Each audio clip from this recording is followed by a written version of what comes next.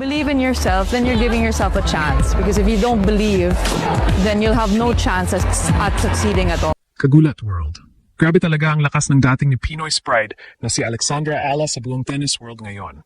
Kahit patuloy ang kanyang meteoric rise mula wildcard hang round of 16 sa Miami Open, mula packed grandstands hanggang viral highlights na digba ang ibang top players.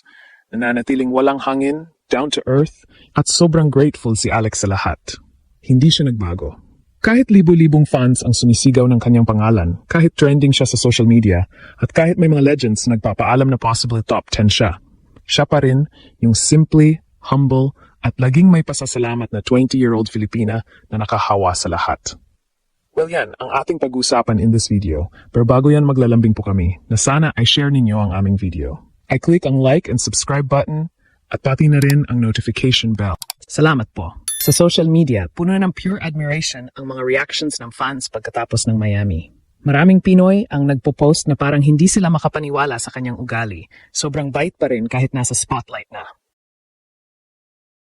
May mga nagbabahagi ng moments kung saan, kahit pagod at nasaktan pa sa laban, hindi siya nagmamadali umalis. Sa halip, tumigil siya para mag-sign ng autographs, makipagkwentuhan sa mga naghihintay, at ipakita ang kanyang pagpapahalaga sa bawat supporter. Parang lahat ay nahahalina. Grabe, ganito pa rin siya kahit sikat na, ang common feeling. Hindi lang sa Pilipinas, pati international fans ay nahahawa sa kanyang energy. May mga nagsasabi na hindi mo talaga maiwasang mag-root para sa isang player na ganito ang ugali. Mature ang pananaw sa wins at losses, graceful sa pagdadala ng success, at laging grounded sa roots niya. At this time, hindi lang dahil sa panalo, kundi dahil sa impact. Habang papasok si Alex sa susunod niyang yugto, ramdam na ang shift. Hindi na lang siya racing star. Phenomenon na siya. Ngayon, habang patuloy ang kanyang clay season adventure sa Upper Austria Ladies Linz Open mula April 6 to 12, mas lalong umiinit ang eksena. Hindi lang ito simpleng tournament. Ito na ang stage kung saan masusubok kung kaya ba niyang i-carry ang momentum mula sa kanyang breakout run papunta sa mas brutal na laban. A true war of attrition sa clay. At dito papasok ang tunay na laban, consistency, composure, at mental toughness laban sa mga heavy hitters ng tour. Pero ang mas nakakagulat, hindi lang performance niya ang pinag-uusapan, kundi ang epekto niya sa mga tao. Sa Austria pa lang may mga Pinoy fans na agad naghahanda. Flags ready, boses buo, at iisang sigaw, Laban Alex. Hindi ito normal para sa isang teenager na kakapasok pa lang sa global spotlight. Ito ay movement. Ito ay energy na hindi mo matuturo, kusang sumusunod ang tao. At dito pumapasok ang pinakadelikadong combo sa tennis world, talent at character. Habang tumataas ang hype, si Alex nananatiling grounded. Walang yabang, walang paepal. Ang dala niya sa court hindi lang skill set, kundi discipline na may kasamang humility. At sa bawat recognition, mula sa legends hanggang sa global analysts, isa pa rin ang unang reaksyon niya, pasasalamat. Ito na ang moment na dapat pantayan ng buong mundo. Kasi sa ganitong trajectory, hindi lang siya basta lalaban sa mga top players. Posibleng gulatin niya ang sistema mismo ng women's tennis. Clay court pa lang to, pero ang pressure parang Grand Slam level na. Handa na ba siya? Doon masusubok kung ang hype ay ingay lang, o isang bagay na may lalim. At kung titingnan mo ng mas malalim, ito ang dahilan kung bakit nakakabitin ang kwento niya. Hindi lang ito tungkol sa forehand winners o baseline rallies. Ito ay tungkol sa isang batang Pinay na dala ang bandila, hindi sa yabang, kundi sa puso. Sa bawat hakbang niya sa Austria, dala niya hindi lang ang ranking points, kundi ang pag-asa ng isang bansang gustong makita ang sarili nito sa world stage. Ito ang tunay na Alex Ayala phenomenon. Isang kwento na hindi lang umiikot sa court, kundi sa karakter. Sa panahon na maraming stars ang nadadala ng spotlight, siya kabaligtaran, mas lalong nagiging totoo. At doon natutulala ang mundo, kasi minsan, ang pinakamapanganib na kalaban, hindi yung maingay, kundi yung tahimik, pero tuloy-tuloy ang pagangat. Ang daming emosyonal na kwento mula sa mga nagmamasid. May mga fans na nakakita sa kanya na sobrang thoughtful. Hindi siya basta nagmamadali pagkatapos ng laban, kundi naglaan pa ng oras para magpasalamat personally sa crowd at sa mga naghihintay sa kanya. She treats fans with kindness talaga, ang vibe ng marami, na kahit may pressure ng big stage, nananatiling sweet at approachable si Alex. May mga young supporters din na inspired. Parang gusto ko yung ganitong character para sa future ko. Ang nararamdaman nila habang nakikita kung paano niya hinahandle ang fame. Kahit sa mga panayam, ramdam ang kanyang humility. Lagi niyang binabanggit ang family, team, at lahat ng opportunities na natanggap niya. At lagi niyang sinasabi na hindi niya ito kinukuha ng walang pasasalamat. Yun ang nakakahanga sa lahat. Sa kabila ng kasikatan, walang yabang, walang hangin, Puro pasasalamat lang. Sa buong tennis community, ang opinyon ay consistent. Si Alex ay hindi lang magaling sa court, kundi sobrang ganda rin ng pagkatao niya.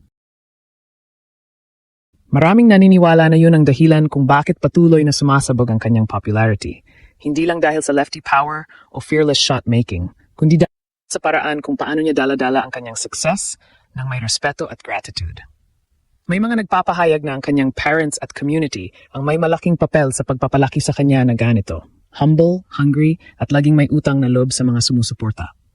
Kahit sa mga pagkataon na down siya sa score o natalo ng mabilis, ang kanyang post-match attitude pa rin ay puno ng positivity at pasalamat sa crowd na nagbigay ng lakas sa kanya. Parang buong Pilipinas ang sumusuporta at siya naman ang nagbibigay pabalik ng buong buo. Si Alex mismo ay laging nagpapakita ng ganitong. Base sa kanyang mga salita at kilos, ang kanyang focus ay simple. Thankful sa lahat na meron siya, sa family, sa team, sa mga oportunidad, at lalong-lalo na sa mga fans na dala-dala ang bandera sa bawat laban. Hindi siya nagpapanggap na perfect. Sa halip, tinatanggap niya ang mga aral mula sa bawat laban at ginagamit yun para mag-improve. Yun ang nakahawa sa lahat ng nanood. Ang kanyang pure inspiration ay hindi lang sa tennis skills, kundi sa pagiging tunay na tao sa gitna ng kasikatan. Habang maraming athletes ang nababago ng fame, si Alex, nananatiling pareho. Mabait, grateful, at laging handang magbigay ng oras sa mga nagmamahal sa kanya. Ngayon, habang patuloy ang kanyang clay season adventure sa Upper Austria Ladies Linz Open WTA 500 sa indoor clay mula April 6 to 12, mas lalong lumalakas ang hype. Maraming Pinoy fans na nag-aabang na sa Austria para salubungin siya. Flags ready, cheers on standby, at puro laban Alex ang nararamdaman. Ang kanyang humility at gratitude ang magiging extra fuel niya doon, lalo na sa possible matchups laban sa heavy hitter. Sa kabila ng lahat ng recognition, mula sa legends hanggang sa global audience, siya pa rin ang unang-una na nagpapasalamat sa bawat suporta. At yun ang ginugulat ng buong mundo, isang young star na may talent at heart na parehong world-class. Ito ang tunay na Alex Ayala phenomenon, hindi lang sa court, kundi sa buhay mismo. Pure inspiration siya para sa susunod na henerasyon ng Pinoy athletes. Maging humble, maging grateful, at laging tandaan kung saan ka galing. Kahit pa milyon-milyong views at trending topics, siya pa rin yung batang Pinay na may malaking pangarap pero walang hangin sa katawan. Sa bawat hakbang niya sa Upper Austria Ladies Linz Open, dala niya ang energy ng mga Pinoy fans, ang suporta ng pamilya at ang commitment sa sariling growth. Ang bawat smile, bawat thank you gesture at bawat approachable moment ay nagiging simbolo ng kanyang essence bilang athlete at bilang tao. Ang kabataan niya, combined sa maturity sa pagdala ng fame, ay isang lesson na mahirap matutunan. Kahit kaano kalakas ang spotlight, maaari kang maging totoo at magpasalamat. Sa huli, si player na kailangang bantayan dahil sa skills, kundi dahil sa heart. Siya ay phenomenon hindi lamang dahil sa victories, kundi dahil sa epekto niya sa tao sa paligid niya. Sa fans, sa pamilya, sa mga young athletes na humahanga sa kanya. Ang Alex Ayala phenomenon ay patunay. Sa mundo ng sports, character wins hearts at talent wins games.